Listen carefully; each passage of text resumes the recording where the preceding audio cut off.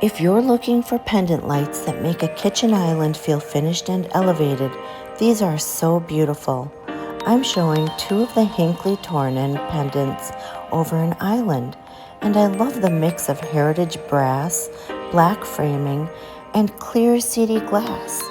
They have that designer look that feels warm, classic, and just a little bit dramatic without overpowering the space.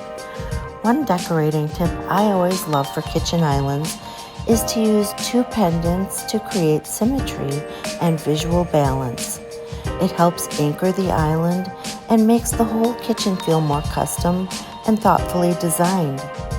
I also love repeating the black or brass finish in nearby hardware or faucets so everything feels cohesive. These have adjustable down stems, which is really helpful for getting the height just right, and you can choose your own candelabra bulbs to match the mood and brightness that you want for your space. Friendly reminder, I'm an Amazon influencer, which means I may earn a small commission if you purchase through my link at no extra cost to you. Your support helps me keep creating cozy, helpful reviews like this one. Thank you so much.